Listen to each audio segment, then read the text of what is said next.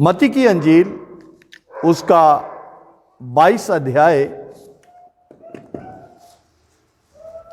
मत्ती की अंजील उसका 22 अध्याय उसके 34 वचन से लेके 40 वचन तक हम पढ़ेंगे। मत्ती की अंजील उसका 22 अध्याय नए नियम में 37 पेज पे है। ये मत्ती की अंजील उसका 22 अध्याय उसका 34 वचन से लेके 40 वचन तक इस तरह से लिखा है। सबसे बड़ी आज्ञा, ये है इन वचनों का हेडिंग। सबसे बड़ी आज्ञा जो है वो यहां पे प्रभु यीशु मसीह बता रहे हैं, और उस आज्ञा को प्रभु यीशु मसीह ने ऐसे ही नहीं बता दिया। उस आज्ञा के पीछे, इन वचनों के पीछे एक बहुत बड़ा रहस्य है, उसको हम आज देखेंगे। 34 वचन में लिखा है, जब फरीसियों ने सुना कि यीशु ने सदूकियों का मुंह बंद कर दिया तो वे इकट्ठे हुए। उनमें से एक व्यवस्थापक ने उसे परखने के लिए उससे पूछा, हे गुरु, व्यवस्था में कौन सी आज्ञा सबसे बड़ी है? यीशु ने उससे कहा, तू परमेश्वर अपने प्रभु से अपने सारे मन, अपने सारे प्राण और अपनी सारी बुद्धि से प्रेम रख। बड़ी और मुख्य आज्ञा तो यही है, और उसके समान एक दूसरी भी है कि तू अपने पड़ोसी के साथ अपने समान प्रेम रख।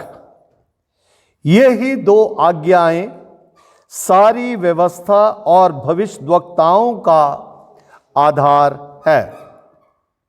परमेश्वर अपने वचन के पढ़े जाने और सुने जाने पर आशीष दे। 34 वचन में लिखा है कि जब फरीसियों ने सुना कि यीशु ने सदूकियों का मुंह बंद कर दिया है। बहुत बार जब हम परमेश्वर के वचन में सही रीति से ध्यान करते हैं, परमेश्वर के वचन का अध्ययन करते हैं, तो दुनिया की कोई ताकत नहीं कि जो सत्य के आधार पर इन बातों को रद्द कर सके। और इसका जो परिणाम होता है वो ये होता है कि जैसे हम संसारिक तौर से इस बात को कहते हैं कि सच्चाई हमेशा कड़वी होती है। जब प्रभु यीशु मसीह ने उन लोगों के साथ सच्चाई की बातें की, सच्चाई को उन पर प्रकट किया, तो उन्हें अच्छा नहीं लगा। उन्हें परमेश्वर के साथ, प्रभु यीशु मसीह के साथ अब कुछ कहने को भी नहीं मिल रहा, लेकिन फिर भी वो कुछ ना कुछ अड़चन डालना चाहते थे।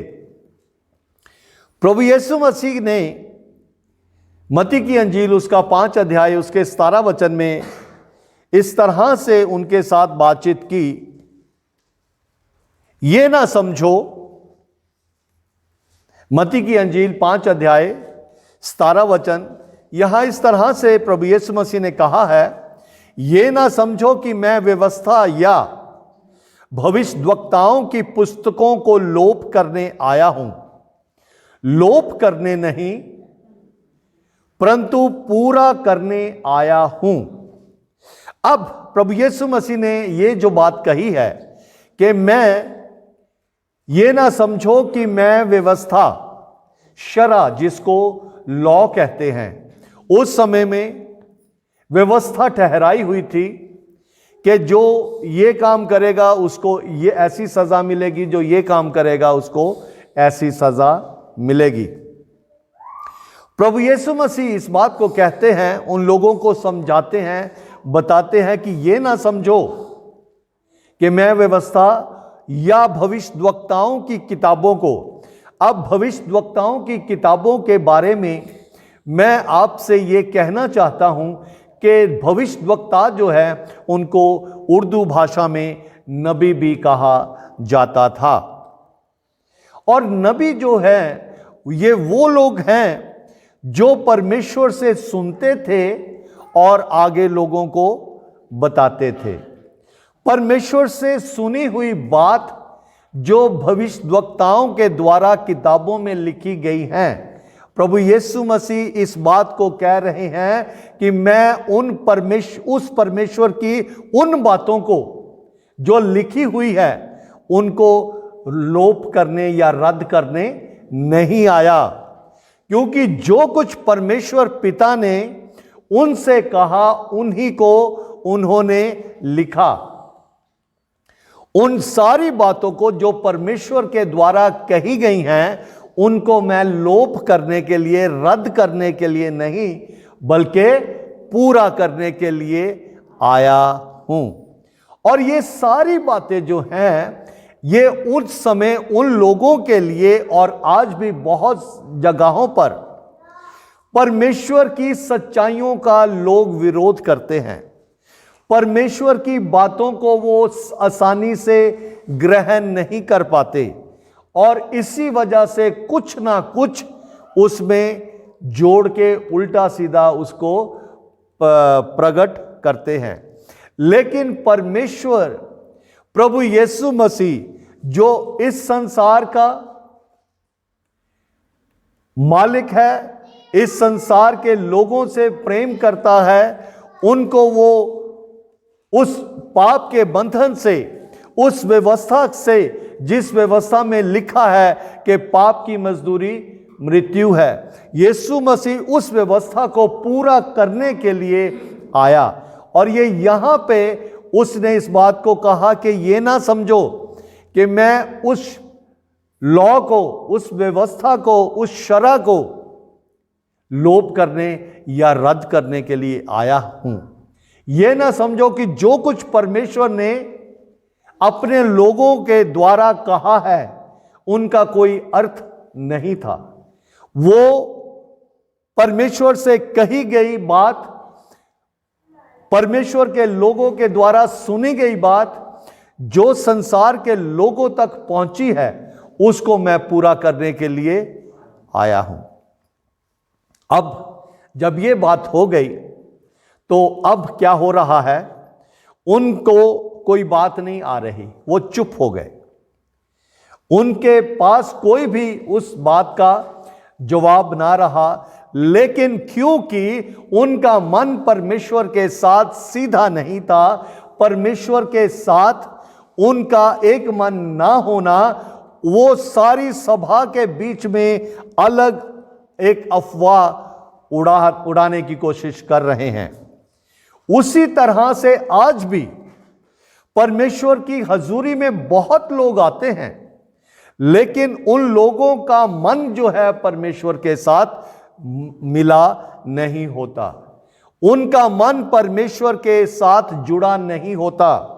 उदाहरण के तौर पर पास्टर ने परमेश्वर के वचन से इस साल के शुरू में पढ़ के बताया कि परमेश्वर का वचन यह कहता है कि दिया करो। जो लोग परमेश्वर की बात पर विश्वास नहीं करते या परमेश्वर की बात को मानने के लिए तैयार नहीं, अलग अलग बातें करनी शुरू करते हैं कि ये पास्टर तो जो है पहले साल के पहले इतवार ही इसने मांगना शुरू कर दिया। लेकिन परमेश्वर का दास क्या बता रहा है, क्या बता रहा है? वो बात बता रहा है कि जो प्रभु यीशु मसीह ने इस वचन में कही। वो सच्चाई बता रहा है कि जो उन्नति का एक आधार है। जो लोग इसको अलग रीति से सोचते हैं, ऐसे लोग उस समय भी थी, और उस समय जब उनके पास कोई जवाब नहीं था तो उनमें से कोई हीरो बनने के लिए खड़ा हो गया।